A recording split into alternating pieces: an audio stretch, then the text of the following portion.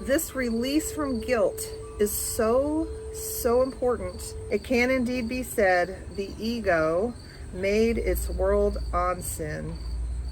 And you know, a lot of times I like to interchange the word ego with devil in the Bible, or however you understand that concept, where there's this you know, the dark part of ourselves, whether you call it ego or the devil.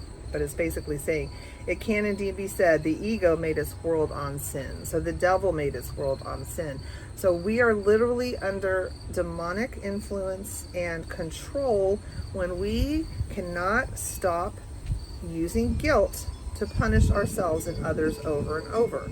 And it's the guilt that makes our behaviors. It's the unhealed guilt that we have that makes us do things that we don't want to do. And that's what we need to deal with here. Only in such a world could everything be upside down.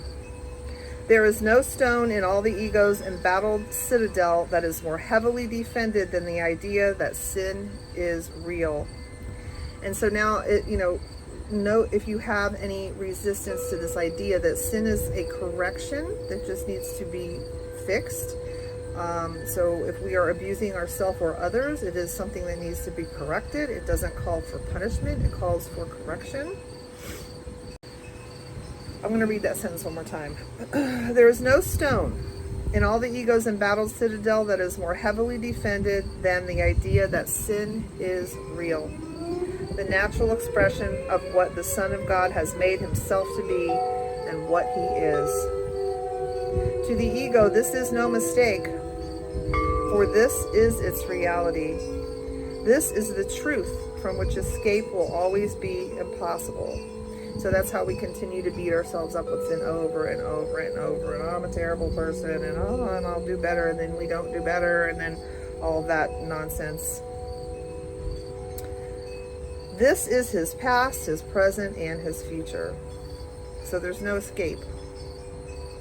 For he has somehow managed to corrupt his father and change his mind completely. Mourn then the death of God whom sin has killed. And this would be the ego's wish, which in its madness it believes it has accomplished. So here comes the encouragement.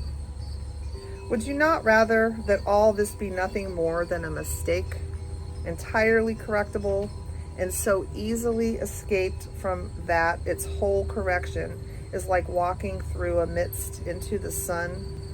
For that is all it is.